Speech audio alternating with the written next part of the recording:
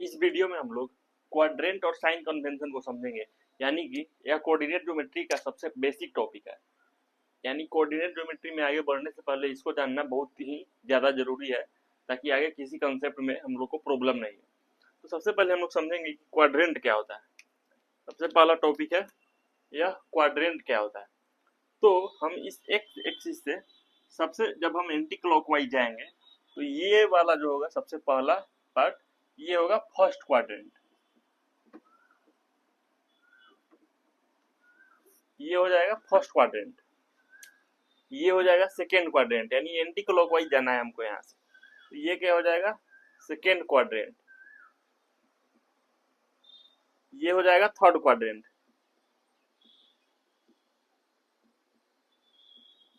और ये हो जाएगा फोर्थ क्वाड्रेंट। क्या हो जाएगा फोर्थ क्वाड्रेंट। अब हम यहाँ पे साइन कन्वेंशन समझेंगे।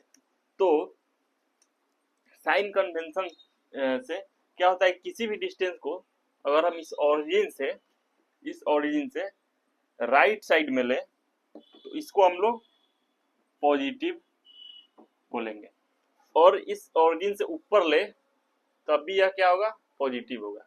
इस ओरिजिन से अगर हम लेफ्ट में ले तो यह निगेटिव होगा, और इस ओरिजिन से अगर नीचे ले तब भी यह निगेटिव होगा।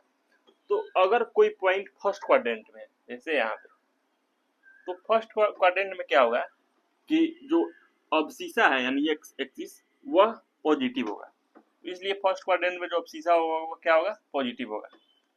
और फर्स्ट क्वाड्रेंट में जो ऑर्डिनेट होगा वो क्या होगा ऊपर साइड, यानी ऑर्डिनेट भी क्या होगा पॉजिटिव होगा।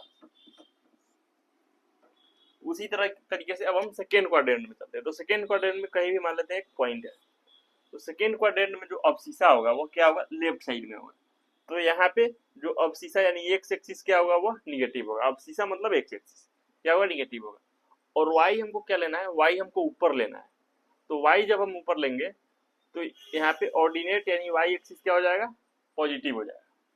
उसी तरह थर्ड क्वाड्रेंट में यहाँ एक्स क्या होगा, कोई भी कहीं पे एक पॉइंट है तो इसमें एक्स क्या होगा निगेटिव होगा। तो एक्स को हम लोग लेफ्ट साइड में लिखते हैं तो ये निगेटिव हो गया। और वाई क्या होगा, वाई भी नीचे आ रहा है तो यहाँ पे वाई भी क्या होगा निगेटिव होगा। इसलिए थर्ड क्वाड्रेंट में कोई भी पॉइंट है तो उसका जो एक्स है और वाई है दोनों का जो वैल्यू होगा वो निगेटिव ही होगा।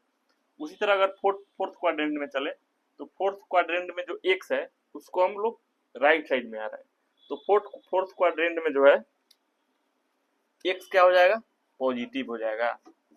और वाई क्या हो जाएगा, वाई नीचे आ रहा है इसमें, तो इसमें वाई क्या हो जाएगा निगेटिव हो जाएगा। तो अगर इसमें कोई पॉइंट है तो वह होगा, जैसे यहाँ पे ये पॉइंट है तो ये 2 क्या हो गया पॉजिटिव हो गया।